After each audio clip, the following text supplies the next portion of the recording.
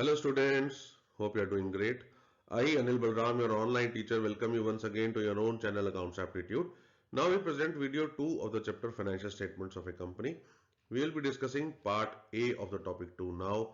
In this topic, we will discuss about format of the balance sheet as prescribed under Schedule 3 Part 1, the major heads of the balance sheet, the subheads within the major heads, and finally items to be included in the subheads. Balance sheet students, हमने जो है financial statements क्या होती हैं, उनका क्या format होता है, ये हमने प्रीवियस जो है अपने टॉपिक में डिस्कस कर लिया था।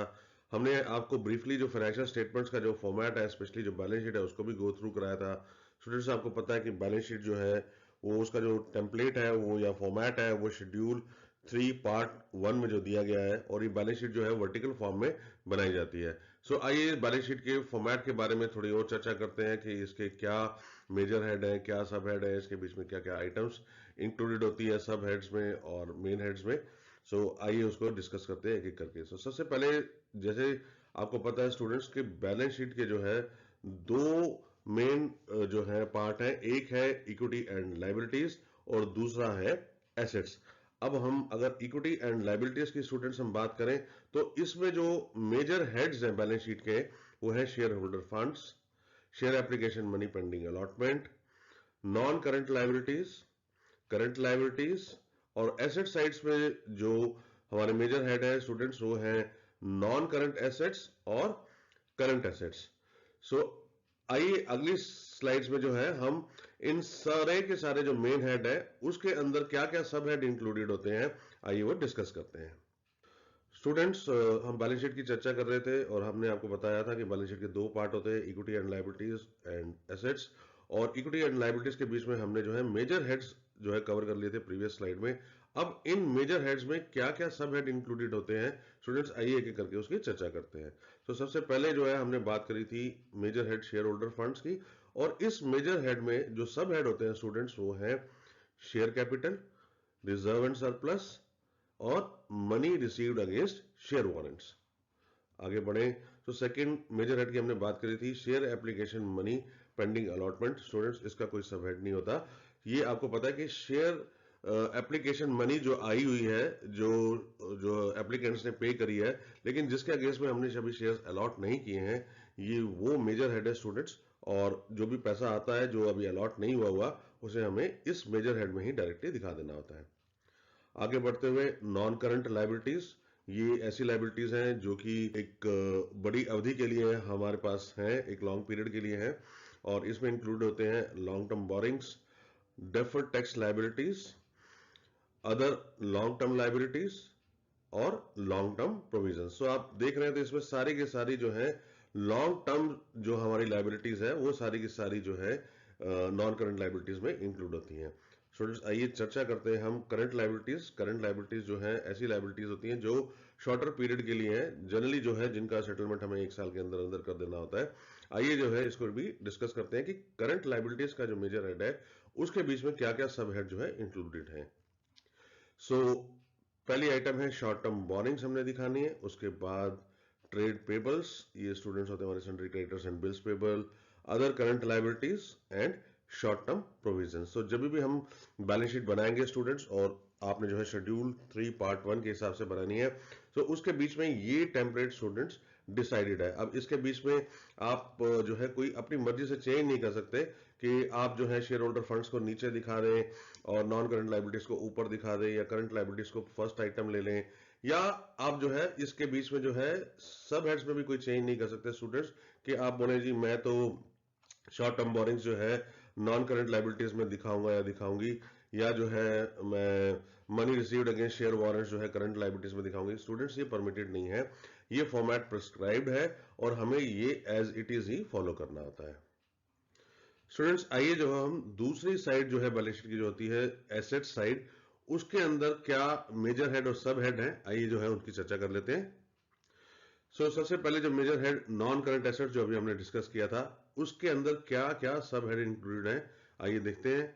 सबसे पहले हमने मेंशन करना होता है property plant and equipment and intangible assets. तो इसके बीच में हम पहले लिखेंगे प्रॉपर्टी प्लांट एंड इक्विपमेंट, उसके बीच में जो भी है, सपोज कर लीजिए हमारे पास बिल्डिंग है, हमारे पास प्लांट एंड मशीनरी है, हमारे पास ऑफिस इक्विपमेंट है, हमारे पास कंप्यूटर्स हैं। तो ये सारे के सारे जो है हमने एक एक करके जो है हमने मेंशन करने होते हैं। उसके बाद इंटेंजिबल एसेट्स हमने जो है मेंशन करनी होती है स्टूडेंट्स। जैसे इंटेंजिबल एसेट्स आपको पता है, गुडविल, पेटेंट्स, इस तरह के जो है चीजें हैं, वो अगर एक कंपनी ओन कर रही है तो उसे हमने मेंशन करना है। कैपिटल वर्क इन प्रोग्रेस, अगर कोई एसेट बनाई जा रही है, कोई प्लांट, कोई मशीनरी बनाई जा रही है और अभी जो है वो पूरी कंप्लीट नहीं हुई है, अंडर कंस्ट्रक्शन स्टेज है, तो उसे जो है हमने यहाँ मेंशन करना होता है। इसी तरीके से अगर कोई इंटेंजिबल एसेट बन रही है, कोई पेटेंट डेवलप किया जा रहा है, सो उसे जो है हम इंटेंजिबल एसेट्स अंडर डेवलपमेंट में जो है हम मेंशन करेंगे। इसके बाद जो है जो नॉन करंट इन्वेस्टमेंट्स हैं, मतलब जो लंबी अवधि की जो है इन्वेस्टमेंट्स हैं, वो जो है हमने यहाँ पर मेंशन करनी है। डेफर्ड टैक्स एसेट जो है हमने यहाँ पे मेंशन करना होता है। स्टूडेंट्स, आपने डेफर्ड टैक्स लायबिलिटी भी वहां पे देखी थी, लायबिलिटी साइड पे। एक इंपॉर्टेंट चीज ये है कि ये नेट फॉर्म में दिखाया जाता है, तो ये कंपेयर किया जाता है कि डेफर्ड टैक्स एसेट बड़ा है या डेफर्ड टैक्स लायबिलिटीज बड़ी है। सो जो भी चीज बड़ी है उसको नेट ऑफ करके दिखा दिया जाएगा। सपोज कर लीजिए, अगर मेरा deferred tax assets deferred tax liability से ज्यादा आ रहा है, तो यहाँ पे जो है deferred tax asset minus deferred tax liability करके एक नेट नंबर दिखा दिया जाता है। इसी तरीके से अगर हम बात करेंगे, अगर हमारी deferred tax liabilities are greater than deferred tax assets, तो डेफर्ड टैक्स लायबिलिटी में जो है हमने डेफर्ड टैक्स एसेट का नंबर माइनस कर देना है और जो रिजल्टेंट नंबर है वो हमने लायबिलिटी साइड पे दिखा देना होता है। Students, long term loans and advances जो कंपनी ने दे रखे हैं वो यहाँ पे मेंशन करने हैं हमने एज ए सब हेड। और कोई भी तरीके के और कोई नॉन करंट एसेट्स हैं, सो हमने as another non current assets में जो है उसको क्लासिफाई कर देना होता है। स्टूडेंट्स, आइए बात करते हैं करंट एसेट्स की। सो इस मेजर हेड में क्या क्या सब हेड है, आइए उसकी चर्चा करते हैं स्टूडेंट्स। सो हमने सबसे पहले करंट इन्वेस्टमेंट्स जो हमारी 1 ईयर से नीचे जिनकी मेच्योरिटी है या ऑपरेटिंग साइकिल के अंदर है, तो उसे जो है हमने यहाँ दिखाना होता है। इन्वेंट्रीज स्टूडेंट्स आप जानते हैं, हमारा स्टॉक इन ट्रेड जो है हमारा of raw material, finish goods, work in progress वगैरह वगैरह, ये जो है हमने यहाँ दिखाना होता है। ट्रेड रिसीवेबल्स, हमारे डेटर्स और बिल्स रिसीवेबल से जितना पैसा आना है वो हमने यहाँ दिखाना है। कैश और कैश की इक्वलेंट अगर कोई भी चीज है, जैसे मार्केटेबल सिक्योरिटीज वगैरह जो है, जो 3 महीने के अंदर अंदर हमें मिलने वाली है, उसे जो है हमने यहाँ दिखाना है। शॉर्ट टर्म लोन्स एडवांसेस अगर कुछ दिए हुए हैं, और कोई भी तरीके का और कोई करंट एसेट जो है अगर कंपनी होल्ड कर रही है, तो उसे जो है हमने यहाँ पे दिखाना होता है। सो इस तरीके से स्टूडेंट्स जो है एसेट साइड पे जो है हमारे ये मेजर हेड है और हमारे सब हेड है। जैसे मैंने पहले भी आपको बोला है, ये फिक्स फॉर्मेट है जो कि दिया गया है कंपनीज एक्ट 2013 के शेड्यूल 3 पार्ट 1 में। इस फॉर्मेट को हमने स्ट्रिक्टली फॉलो करना होता है। We cannot play away with this format. हम कोई भी आइटम जो है ऊपर नीचे नहीं कर सकते, इसी ऑर्डर में और इसी हेड और सब हेड में हमने इसको प्रेजेंट करना होता है। स्टूडेंट्स, आइए डिस्कस करते हैं जो शेयर होल्डर फंड्स हमारा मेजर हेड है, उसके बीच में जो सब हेड्स है हमारे, उसके बीच में जो है हमने कौन कौन से जो है अकाउंट्स हमने जो है मेंशन करने हैं, क्या क्या इंफॉर्मेशन हमने दिखानी है। तो सबसे पहला जो है हमारा सब हेड है शेयर होल्डर फंड्स में आता है वो शेयर कैपिटल। और शेयर कैपिटल में जो है क्या क्या आइटम्स इंक्लूड होंगी स्टूडेंट्स, आइए उसकी चर्चा करते हैं।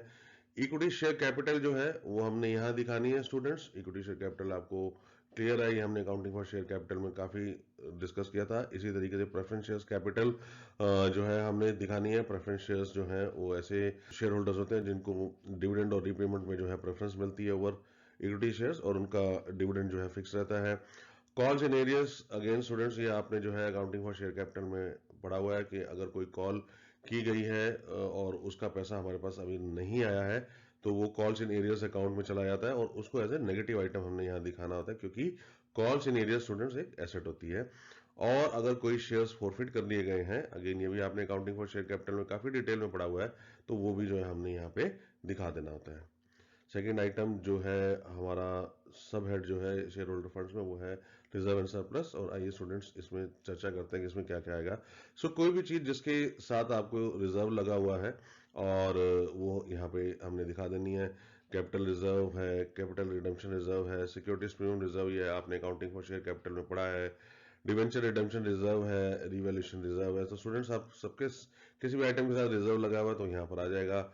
शेयर ऑप्शंस आउटस्टैंडिंग अकाउंट, तो कंपनीज क्या करती हैं स्टूडेंट्स, अपने एम्प्लॉयज को जो है अपने ही शेयर्स इशू कर देती है। और ये जनरली जो है उनकी परफॉर्मेंस के ऊपर डिपेंड करता है, या उनको कुछ टारगेट्स दिए जाते हैं, अगर वो मीट कर लेते हैं तो उन्हें जो है शेयर्स इशू कर देते हैं। सो जब तक वो शेयर्स इशू नहीं होते हैं तो ये जो है शेयर्स ऑप्शन आउटस्टैंडिंग अकाउंट में वो क्रेडिट किए जाते हैं। सो ये भी रिजर्व एंड सरप्लस का पार्ट बनता है। और स्टूडेंट्स, कोई भी ऐसा रिजर्व कंपनी ने क्रिएट किया हुआ है तो उसका जो है नेचर, पर्पस और अमाउंट जो है हमने मेंशन करना है। जैसे जनरल रिजर्व हो सकता है, सब्सिडी रिजर्व हो सकता है, कैपिटल रिजर्व हो सकता है, वर्कमैन कॉम्पनसेशन रिजर्व हो सकता है, सब्सिडी रिजर्व जो है ये हमने डिस्कस किया। तो इस तरीके से कोई भी अगर रिजर्व कंपनी ने क्रिएट किया हुआ है आउट ऑफ प्रॉफिट्स, सो वो जो है हमारा अदर रिजर्व्स में चला जाएगा। उसके बाद हमने जो प्रॉफिट एंड लॉस अकाउंट में जो सरप्लस बचा होता है स्टूडेंट्स, उसको हमने मेंशन करना होता है। Surplus that is balance in the statement of profit and loss account. Debit balance of statement of profit and loss account shall be shown as a negative figure. So students, जैसे आप पहले profit and loss account दिखाते थे partnership accounts में, जैसे उसके बीच में क्या होता था कि अगर तो प्रॉफिट एंड लॉस अकाउंट का क्रेडिट बैलेंस है तो हम रिजर्व एंड सरप्लस में दिखा देते थे, और नेगेटिव बैलेंस होता था तो हम उसे एसेट साइड पे दिखा देते हैं। सो यहाँ पर एक चेंज है स्टूडेंट्स, चाहे क्रेडिट बैलेंस है चाहे डेबिट बैलेंस है, दिखाया यही जाएगा। अगर प्रॉफिट एंड लॉस अकाउंट का क्रेडिट बैलेंस है तो एज ए पॉजिटिव नंबर आ जाएगा, और अगर ये डेबिट बैलेंस है प्रॉफिट एंड लॉस अकाउंट का, so as a negative number आ जाएगा। इसको एसेट्स के में नहीं दिखाना है, जनरली एसेट साइड में एज ए लास्ट आइटम दिखा दी जाती है। सो कंपनीज एक्ट का जो फॉर्मेट है हमारा जो है उसके हिसाब से प्रॉफिट लॉस अकाउंट का बैलेंस चाहे क्रेडिट है चाहे डेबिट है, हमने यही दिखाना है। और अगर कोई भी ऐसा रिजर्व हमने क्रिएट किया गया है which is earmarked by investments, so जिसे हम फंड बोलते हैं, फॉर एग्जांपल ले लेते हैं इन्वेस्टमेंट फ्लक्चुएशन फंड। सो इन्वेस्टमेंट्स हमने कर रखी है और उसकी फ्लक्चुएशंस हो रही है, तो उसके लिए जो है कंपनी एक फंड क्रिएट करती जा रही है। सो वो भी जो है as a part of reserve and surplus आ जाएगा स्टूडेंट्स। आइए अब हम डिस्कस करते हैं कि करंट और नॉन करंट एसेट्स और लायबिलिटीज में क्या डिफरेंस है, मतलब कैसे हम एसेट या कोई भी लायबिलिटी को करंट बोलेंगे और किस सिचुएशन में जो है हम किसी भी एसेट या लायबिलिटी को नॉन करंट बोलेंगे। सबसे पहले अगर कोई भी करंट एसेट या करंट लायबिलिटी जो है it is held for the purpose of trading, तो वो जो है तब क्या सिचुएशन बनेगी। और अगर कोई एसेट जो है उसका सेटलमेंट होगा, मतलब क्या है कि सपोज कर लीजिए जैसे डेटर्स है, उसका जो है सेटलमेंट होगा, कोई लोन एडवांस है उसका सेटलमेंट होगा, क्रेडिटर है उसका सेटलमेंट होगा। ये दो सिचुएशन सबसे पहले स्टूडेंट्स आ सकती हैं। अब हम बात करते हैं कि कोई भी एसेट या लायबिलिटी जो है it is held for the purpose of trading. Suppose कर लीजिए एक इन्वेस्टमेंट हो सकती है जिसको जो है कंपनी बेच रही है, खरीद रही है बार बार, तो उसमें जो है वो ट्रेड कर रही है। अगर कोई भी करंट एसेट या current liability is held for the purpose of trading, ये जो है सीधा ये करंट एसेट है, ये करंट लायबिलिटी है। अब स्टूडेंट्स हम बात करते हैं सेटलमेंट की। सेटलमेंट की क्या बात है कि यहां पे हम बात करेंगे पीरियड की। अगर कोई भी करंट एसेट और करंट लायबिलिटी उसका सेटलमेंट 12 महीने के अंदर अंदर हो जाएगा, मैंने सन्ड्री डेटर्स हैं मेरे और मुझे ये पता है कि उनसे पैसा 12 महीने में आ जाएगा, मेरे पास लोन्स एंड एडवांसेस हैं, मुझे ये पता है कि उनका सेटलमेंट जो है 12 महीने में हो जाएगा। इस तरीके की कोई भी एसेट है या कोई भी लायबिलिटी है स्टूडेंट्स, जैसे मेरा जो है सन्ड्री क्रेडिटर्स हो सकता है, मेरे बिल्स पेबल हो सकते हैं, मेरे लोन्स एंड एडवांसेस हो सकते हैं, कोई भी ऐसी लायबिलिटी है जिसको मैंने 12 महीने के अंदर अंदर पे कर देना है, तो वो सीधा जो है वो करंट लायबिलिटी बन जाती है हमारी, या करंट एसेट बन जाती है। और अगर मोर देन 12 मंथ्स का उसका सेटलमेंट है तो स्टूडेंट्स हमने देखना होता है कि वो विद इन ऑपरेटिंग साइकिल है या आउटसाइड द ऑपरेटिंग साइकिल है। अभी ऑपरेटिंग साइकिल जो है ये आपने एक नई टर्म पढ़ी है जिसे अभी मैं एक्सप्लेन करने जा रहा हूं नेक्स्ट स्लाइड में। Settlement with in operating cycle है या सेटलमेंट बियॉन्ड ऑपरेटिंग साइकिल है। ऑपरेटिंग साइकिल एक पीरियड होता है, जैसे हमने बोला कि 12 महीने का एक पीरियड है, ऑपरेटिंग साइकिल का भी एक पीरियड हो सकता है। मैं फॉर एग्जांपल बोलता हूं कि मेरी कंपनी का ऑपरेटिंग साइकिल जो है 15 महीने है। अगर सेटलमेंट 15 महीने के अंदर हो रही है तो इसे हम करंट एसेट या करंट लायबिलिटी बोलेंगे। लेकिन अगर सेटलमेंट बियॉन्ड ऑपरेटिंग साइकिल हो रही है तो ही इसको हम नॉन करंट एसेट या नॉन करंट लायबिलिटी बोलेंगे। तो स्टूडेंट्स बहुत ध्यान से देखिए, अगर तो for the purpose of trading है तो करंट है, उसका सेटलमेंट 12 महीने के अंदर अंदर हो रहा है तो भी करंट है, और सेटलमेंट ऑपरेटिंग साइकिल के अंदर हो रहा है तो भी जो है वो करंट एसेट या करंट लायबिलिटी है। लेकिन अगर सेटलमेंट बियॉन्ड ऑपरेटिंग साइकिल है तभी वो नॉन करंट एसेट या नॉन करंट लायबिलिटी बनेगी। Operating cycle, students operating cycle क्या होता है? ऑपरेटिंग साइकिल को कंपनीज एक्ट 2013 के शेड्यूल 2 में डिफाइन किया गया स्टूडेंट्स, और उसकी डेफिनेशन कुछ इस प्रकार से है। Operating cycle is the time between the acquisition of assets for processing and their realization in cash and cash equivalents. If operating cycle cannot be defined, it is assumed to be of 12 months. So operating cycle students assets की acquisition, assets यहां पर जो है inventory को मतलब है यहां पे इन्वेंट्री की एक्विजिशन, उनकी प्रोसेसिंग और उनका कैश में रियलाइजेशन होने के बीच का समय है। और अगर किसी कारणवश स्टूडेंट्स ऑपरेटिंग साइकिल को डिफाइन नहीं किया जा सकता तो उसे 12 महीने का मान लेना चाहिए।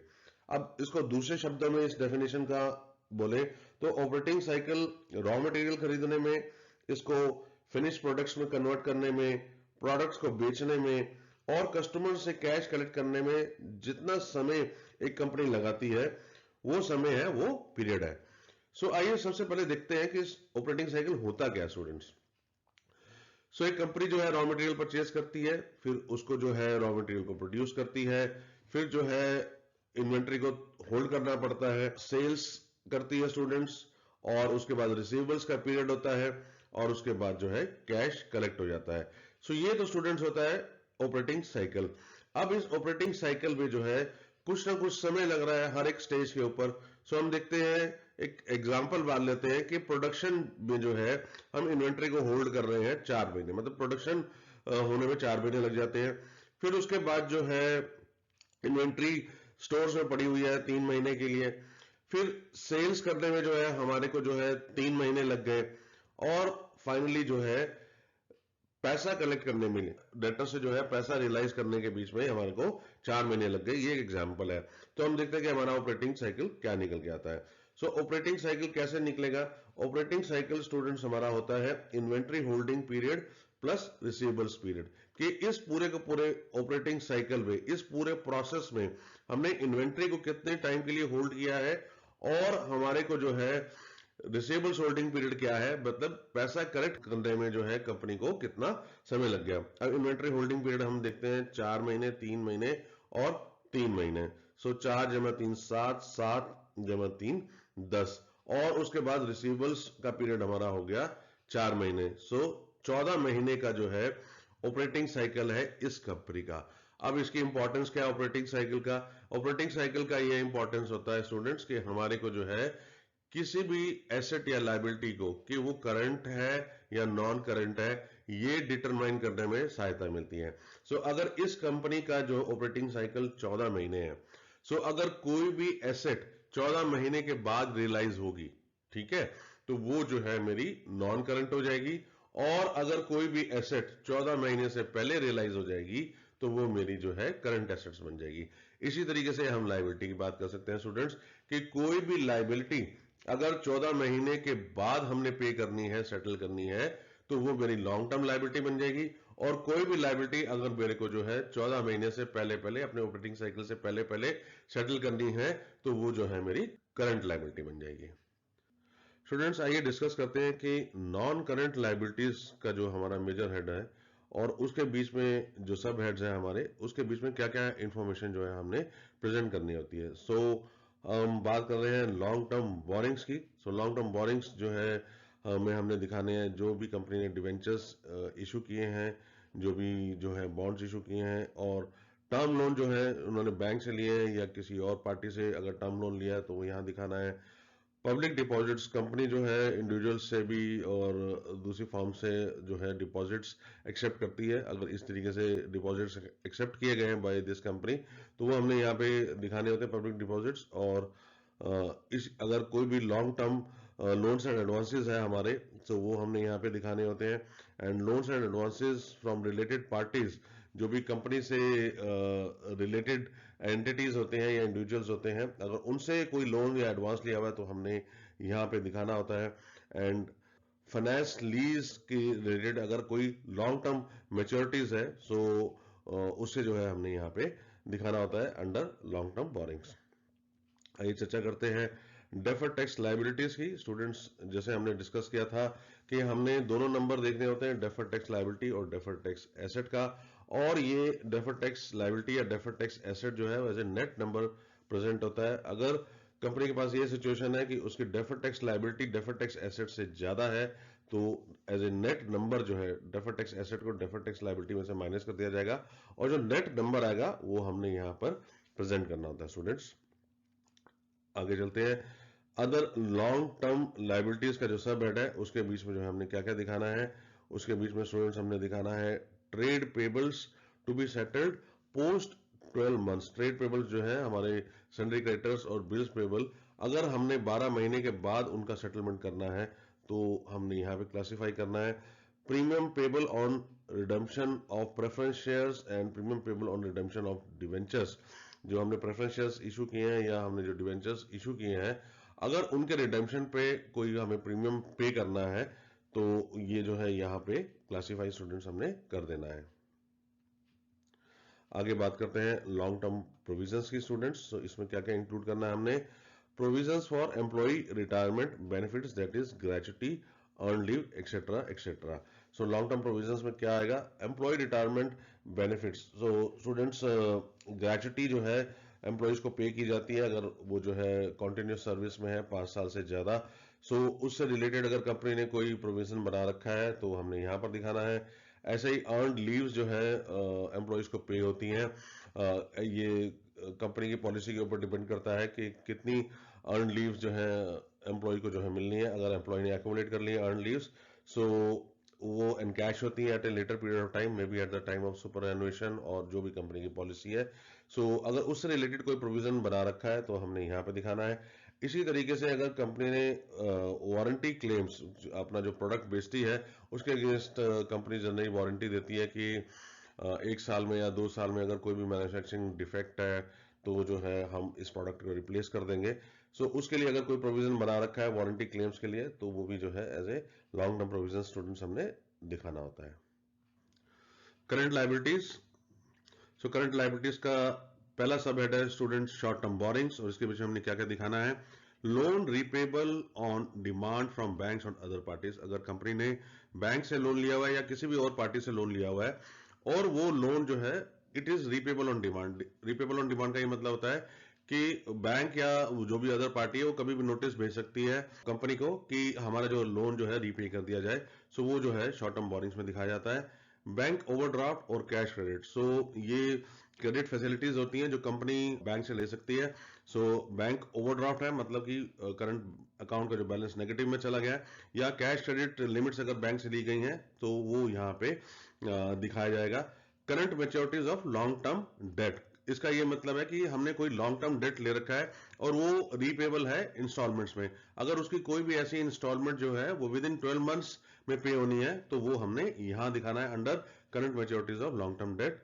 Short term loans and advances, कोई भी लोन्स एंड एडवांस है जो कि शॉर्ट टर्म है मतलब विद इन 12 मंथ्स है या ऑपरेटिंग साइकिल के अंदर अंदर है तो वो यहां पर हमने दिखाना है। इसी तरीके से शॉर्ट टर्म पब्लिक डिपॉजिट्स, अगर पब्लिक डिपॉजिट्स एक्सेप्ट किए गए हैं और वो जो है शॉर्ट टर्म पीरियड के लिए है सो वो यहाँ पे हमने दिखाने हैं। और वो कोई भी ऐसा लोन एंड एडवांस है जो शॉर्ट टर्म के लिए है सो वो हमने यहाँ पे दिखा देना है और उसकी नेचर जो है हमने स्पेसिफाई कर देनी है।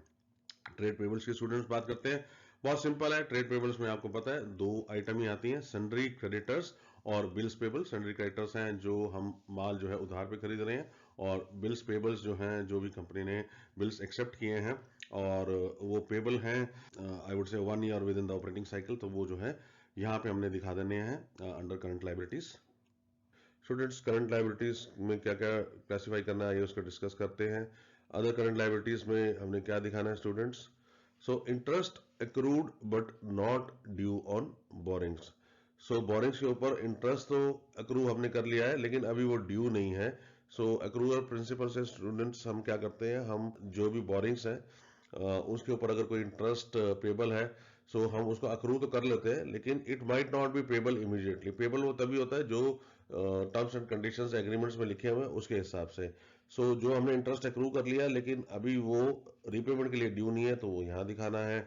और interest accrued and due on borings, और अगर इंटरेस्ट एक्रू कर लिया और ड्यू भी है सो उसे भी हमने दिखाना है, बट दोनों को सेपरेट लाइन आइटम्स में हमने दिखाना है। इनकम रिसीव्ड इन एडवांस, हमें जो है कोई इनकम एडवांस में रिसीव हो गई है लेकिन अभी हमने उसको एक्रू नहीं किया है। फॉर एग्जाम्पल जो है मैं एक ऐसी कंपनी हूँ जो 12 महीने की जो है सब्सक्रिप्शन दे रहा हूँ, और अभी ऑब्वियसली जो है वो पैसा एडवांस में आ गया है और अभी मैंने 12 महीने की पूरी सर्विसेज नहीं दी हैं। तो इस तरह की जो है इनकम वो एडवांस में आ गई है लेकिन मैंने अभी सर्विसेज परफॉर्म नहीं करी हैं। सपोज कर लीजिए मैं एएमसी ले रहा हूँ एक वाटर फिल्टर की, सो मैंने जो है उसका पैसा तो रिसीव कर लिया है लेकिन वो मुझे 12 महीने तक सर्विस देनी है। सो जितने भी पीरियड की सर्विस नहीं दी है अभी तक मैंने, वो यहाँ पर दिखाया जाता है। कोई भी डिविडेंड्स हैं जो अनपेड हैं सो वो यहाँ पर दिखाए जाएंगे। Excess application money refundable and interest accrued thereon, ये अकाउंटिंग फॉर शेयर कैपिटल में आपने पढ़ा था स्टूडेंट्स कि अगर हमारे पास कोई एक्सेस एप्लीकेशन मनी पड़ी हुई है जो हमने जो है एप्लीकेंट्स को वापस करनी है, सो और उसके साथ अगर कोई इंटरेस्ट भी उसके ऊपर है तो वो हमने यहाँ क्लासीफाई करना है। Unpaid matured deposits and interest accrued thereon, students हमने डिस्कस किया था कि कंपनी जो है पब्लिक डिपॉजिट्स वगैरह एक्सेप्ट कर लेती है, तो अगर कोई मैच्योर डिपॉजिट्स है लेकिन वो अभी पे नहीं किए गए हैं सो वो हमने यहाँ दिखाने हैं along with the interest. Unpaid matured debentures, इसी तरीके से अगर कंपनी ने जो डिवेंचर्स इशू किए थे और अभी जो है वो अनपेड है because of any XYZ reasons, कोई बैंकिंग में प्रॉब्लम आ रही है या कुछ भी प्रॉब्लम आ रही है, या जो है डिवेंचर होल्डर को जो है पैसा नहीं मिल पा रहा बिकॉज ही इज नॉट लोकेटेबल और वट एवर, या उसकी बैंक ने जो है रिफ्यूज कर दिया पैसा लेने से, सो वो जो है अलॉन्ग विद इंटरेस्ट जो है हमने यहाँ दिखाना है। कॉल्स इन एडवांस, अगेन ये आइटम आपने अकाउंटिंग फॉर शेयर कैपिटल में काफी अच्छी तरीके से डिस्कस किया है कि अगर कोई शेयर होल्डर जो है वो फ्यूचर कॉल्स का पैसा जो है हमें एडवांस में दे देता है, सो उसको हमने यहाँ पर दिखाना है अदर करंट लायबिलिटीज में। और कोई भी अदर पेबल है जो कि विद इन ऑपरेटिंग साइकिल है और विद इन 12 मंथ्स है तो उसे हमने यहाँ दिखाना है। एक दो एग्जांपल स्टूडेंट्स मैंने आपको यहाँ दे दिए हैं, जैसे प्रोविडेंट फंड पे करना होता है एम्प्लॉयज का, या ESI पे करनी है, या गुड्स एंड सर्विस टैक्स पे करना है, तो उसे हमने यहाँ दिखाना है। कोई आउटस्टैंडिंग एक्सपेंसेस हैं, आउटस्टैंडिंग सैलरीज है, सो जो भी पेबल्स है प्रोवाइडेड ये विद इन ऑपरेटिंग साइकिल या 12 मंथ्स में जो है पे करने हैं तो हमने यहाँ पे दिखा देने होते हैं। शॉर्ट टर्म प्रोविजंस की बात करते हैं स्टूडेंट्स के, इस सब हेड में हमने क्या क्या इंक्लूड करना है। प्रोविजन फॉर एम्प्लॉय बेनिफिट्स, कोई भी हमने प्रोविजन कर रखा है एम्प्लॉय बेनिफिट्स के लिए except for gratuity and leave encashment जो हम पहले डिस्कस कर चुके हैं, तो वो कोई भी ऐसा बेनिफिट है तो उसके लिए जो है हमने यहाँ पे क्लासिफाई करना है उसको। प्रोविजन फॉर एक्सपेंसेस, कोई भी ऐसे एक्सपेंसेस जो अक्रूवल प्रिंसिपल से इस साल से रिलेटेड है लेकिन जो है उनका पेमेंट अभी नेक्स्ट ईयर है, जैसे स्टूडेंट्स इलेक्ट्रिसिटी बिल हो सकता है, आपका मोबाइल बिल हो सकता है जो नेक्स्ट मंथ में आएगा या सब्सिक्वेंट पीरियड में आएगा, लेकिन वो खर्चा इस साल से रिलेटेड है तो उसे जो है हम प्रोवाइड कर देते हैं। सो ऐसे प्रोविजन हमने यहाँ दिखाने हैं। प्रोविजन फॉर इनकम टैक्स जो है वो हमने यहाँ पे दिखाना है। और अगर कोई भी ऐसा प्रोविजन है जिसे हमने ऑपरेटिंग साइकिल या 12 महीने के अंदर अंदर जो है हमने उसको सेटल करना है, सो वो हमने शॉर्ट टर्म प्रोविजंस में हमने दिखा देना होता है। Non current assets, students non current assets ऐसी एसेट्स हैं जो या तो 12 महीने के बाद उनसे पैसा आ रहा है या ऑपरेटिंग साइकिल के बाद पैसा आ रहा है, डिपेंड करता है हमारे ऑपरेटिंग साइकिल के ऊपर। अगर ऑपरेटिंग साइकिल हमारा 12 महीने से ऊपर है तो जो ऑपरेटिंग साइकिल के बाद जो पैसा रियलाइज होगा, मतलब सपोज कर लीजिए ऑपरेटिंग साइकिल 14 महीने का, तो 14 महीने के बाद अगर पैसा रियलाइज हो रहा है तो जो है वो नॉन करंट एसेट्स होती है। और मान लीजिए हमारा ऑपरेटिंग साइकिल 12 महीने से अंदर अंदर है, 10 महीने है, तो जो है 12 महीने के बाद अगर कोई एसेट रियलाइज हो रही है तो वो नॉन करंट एसेट्स है। स्टूडेंट्स आइए हम डिस्कस करते हैं कि नॉन करंट एसेट्स में हम क्या क्या इंक्लूड करेंगे। सबसे पहले जो है हम property plant and equipment and intangible assets students हमें मेंशन करने होते हैं। प्रॉपर्टी प्लांट एंड इक्विपमेंट में जो है क्या क्या आएगा students, land, buildings, plant, machinery, furniture and fixtures, computers, vehicles, office equipment, livestock. So जितनी भी हमारी फिक्स एसेट्स है स्टूडेंट्स, वो हमने जो है प्रॉपर्टी प्लांट एंड इक्विपमेंट में हमने मेंशन कर देनी होती है। नेक्स्ट चलते हैं इंटेंजिबल एसेट्स। इंटेंजिबल एसेट्स में हमारा आ जाएगा गुडविल, ब्रांड या trademarks, computer software, mastheads and publishing titles, mining rights, copyrights and patents, and other intellectual property rights, services, and operating rights, recipes, formulas, models, designs, and prototypes, and licenses and franchise. So इनमें से अगर कोई भी intangible asset company hold कर रही है तो हमें मेंशन कर देनी होती है। कैपिटल वर्क इन प्रोग्रेस, ये स्टूडेंट्स हमने आपको बताया था कि ये अगर हम कोई भी ये एसेट जो है प्रॉपर्टी प्लांट एंड इक्विपमेंट की हम बना रहे हैं और अभी वो बनी नहीं है तो हमने यहाँ पर जो भी खर्चा उससे रिलेटेड हुआ है यहाँ पर दिखा देना होता है।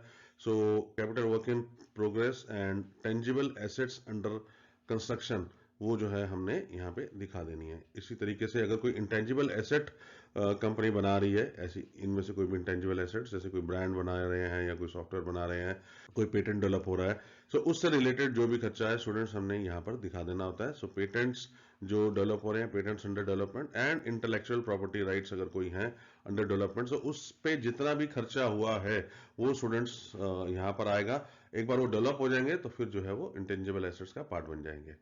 Non current investments. Non current investments students ऐसी इन्वेस्टमेंट होती है जो कि एक कंपनी दोबारा बेचने के पर्पज से नहीं, लेकिन अपने पास बनाए रखने के लिए जो है होल्ड किया रखती है। सो ये नॉन करंट इन्वेस्टमेंट्स कहलाती हैं। इसमें जो है दो तरह की इन्वेस्टमेंट्स आती हैं स्टूडेंट्स, एक आती है ट्रेड इन्वेस्टमेंट्स और दूसरी है non trade investments. Trade investments होती हैं एक कंपनी द्वारा अपने ही बिजनेस को बढ़ाने के लिए किसी दूसरी कंपनी के शेयर्स या डिवेंचर्स में इन्वेस्टमेंट करना। लेकिन इसमें एक एक्सेप्शन होती है, अपनी सब्सिडरी कंपनी में अगर ये कंपनी इन्वेस्ट कर रही है तो उसको ट्रेड इन्वेस्टमेंट्स नहीं बोलते हैं। सब्सिडरी कंपनी स्टूडेंट्स ऐसी कंपनी होती है जिसके बीच में मोर देन 50% इन्वेस्टमेंट्स जो है एक दूसरी कंपनी ने कर रखा है। सो नॉन ट्रेड इन्वेस्टमेंट्स की बात करें तो इन्वेस्टमेंट्स इन प्रॉपर्टी और इक्विटी इंस्ट्रूमेंट्स और प्रेफरेंस शेयर्स और गवर्नमेंट और trust securities, debentures, bonds, mutual funds, partnership funds, etcetera etcetera, right, जो कि होल्ड की जाएंगी बियॉन्ड ऑपरेटिंग साइकिल या 12 महीने के बाद। उसके बाद बात करते हैं हम डेफर्ड टैक्स एसेट की। ये स्टूडेंट्स हमने पहले भी डिस्कस किया हुआ है कि इसको हमने नेट फॉर्म में दिखाना होता है। अगर डेफर्ड टैक्स एसेट जो है मेरा डेफर्ड टैक्स लायबिलिटी से ज्यादा है तो मैं जो है नेट नंबर करके जो है डेफर्ड टैक्स एसेट का नंबर दिखा दूंगा। आगे बढ़ते हैं long term loans and advances. इसके बीच में हमने दिखाना है कैपिटल एडवांसेस फॉर टेंजिबल और इनटेंजिबल एसेट्स। जो कोई भी मैं अगर टेंजिबल एसेट खरीद रहा हूं जैसे प्रॉपर्टी, प्लांट, इक्विपमेंट, उसके लिए जो है मैंने कोई एडवांस दिया हुआ है किसी वेंडर को, या मैं कोई इंटेंजिबल एसेट खरीदने जा रहा हूं उसके लिए जो है मैंने कोई एडवांस दिया है सप्लायर को, वेंडर को, तो वो यहां पर क्लासिफाई करना है। और अदर लोन्स एडवांसेस, ये अदर लोन्स एडवांसेस किस टाइप के एडवांसेस है? या तो ये दिए गए हैं long term loans to the employees, या जो है long term advances to the vendors and long term advances to the related parties. So ये सारे के सारे जो है हमारे लॉन्ग टर्म लोन्स एडवांसेस में क्लासिफाई होंगी स्टूडेंट्स। अब हम बात करते हैं अदर नॉन करंट एसेट्स की। सो इसमें जो है हमने क्लासिफाई करना है सिक्योरिटी डिपॉजिट्स, जो कि 12 महीने के बाद या ऑपरेटिंग साइकिल के बाद जो है उनका रियलाइजेशन होगा। Long term trade receivables, trade receivables तो है लेकिन जो है जो टर्म्स एंड कंडीशंस है हमारी कस्टमर्स के साथ या डेटर्स के साथ, उसके हिसाब से जो है ऑपरेटिंग साइकिल के बाद पैसा आएगा या 12 महीने के बाद पैसा आएगा। Unamortised expenses, losses such as share issue expenses, discount on issue of debentures written off after 12 months from the balance sheet date. कोई भी ऐसे एक्सपेंसेस है जो कि जो है अभी अमोर्टाइज नहीं किए गए, राइट ऑफ नहीं किए गए, या ऐसे कोई भी लॉसेस है या एक्सपेंसेस है। एग्जाम्पल है जैसे हमने जो है जब शेयर्स अलॉट किए थे तो कुछ जो है हमने खर्चा किया था, तो उसे जो है कंपनी जनरली सेम ईयर में खर्चे में नहीं डालती है, उसे जो है डेफर कर देती है। सो जितना भी अनअमोर्टाइज्ड पोर्शन है वो जो है यहाँ पर आएगा। दूसरा एग्जांपल है इसका डिस्काउंट दिया गया है या loss on issue of debentures. So इसे भी कंपनी जो है over a period of time जो है अमोर्टाइज करती है। सो जितना भी अनअमोर्टाइज पीरियड है वो जो है यहाँ पर आ जाएगा। कोई स्टूडेंट्स अगर इंश्योरेंस क्लेम जो है जो कंपनी ने फाइल किया हुआ है और जिसका अभी पैसा नहीं आया, सो वो भी जो है अदर नॉन करंट एसेट्स में क्लासीफाई हो जाता है स्टूडेंट्स। अब हम बात करें करंट एसेट्स की। करंट एसेट्स आपको पता है कि ऐसी एसेट्स हैं जो with in the operating cycle या विद इन 12 मंथ्स जो है रियलाइज हो जाती हैं। सो इसका जो है सब हेड हम बात करते हैं current investments. So current investments ऐसी इन्वेस्टमेंट्स है जो कि जो है ट्रेडिंग के लिए है और जो है 12 महीने के अंदर अंदर ही इनको इंटेंशन है कि कंपनी जो है 12 महीने के अंदर अंदर बेच देगी। और इसके बीच में क्या क्या आइटम आ जाती है, या तो कंपनी इक्विटी इंस्ट्रूमेंट्स में इन्वेस्टमेंट्स कर रखी है, या प्रेफरेंस शेयर्स में, या गवर्नमेंट और ट्रस्ट सिक्योरिटीज में, डिवेंचर्स में, बॉन्ड्स में, म्यूचुअल फंड्स में, पार्टनरशिप फॉर्म में इन्वेस्टमेंट की हुई है, या प्रॉपर्टीज में। और इंटेंशन ये है कि इनको जो है 12 महीने के अंदर अंदर ही बेच दिया जाएगा। दूसरा है, अगर मान लीजिए कोई लॉन्ग टर्म इन्वेस्टमेंट्स भी थी लेकिन उसकी मेच्योरिटी पीरियड आ गई है इन लेस देन 6 मंथ्स, तो वो भी जो है इन्वेस्टमेंट्स में क्लासीफाई कर देते हैं बिकॉज उसकी मेच्योरिटी आ गई है विद इन 6 मंथ्स। इन्वेंट्रीज की बात करते हैं, बहुत सिंपल है। इन्वेंट्रीज यानी कि raw material, work in progress, finish goods, stock in trade. Stock in trade होता है goods purchase for trading. Stores and spares and loose tools, किसी भी तरह की इन्वेंट्री है स्टूडेंट्स, तो वो जो है करंट एसेट होती है हमारी। ट्रेड रिसीवेबल्स, ये भी बहुत सिंपल है। सन्डी डेटर्स या बिल्स रिसीवेबल से जो पैसा आना है वो हमने करंट एसेट्स में डिफाइन कर देना है। Cash and cash equivalents, again very simple item, जैसे बैलेंस विद बैंक्स, मतलब जो कंपनी ने करंट अकाउंट खोले हुए हैं बैंक्स के साथ, सो उन करंट अकाउंट्स में जो बैलेंस पड़ा हुआ है वो।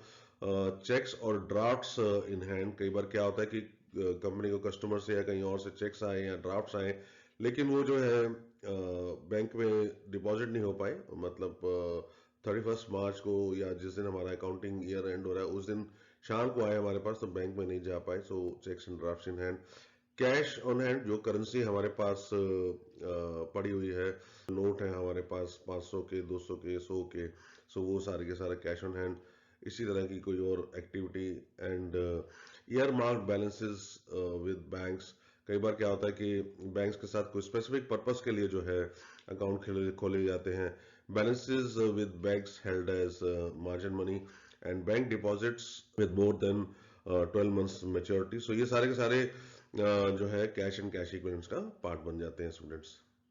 So students, we are continuing with current assets, short-term loans and advances।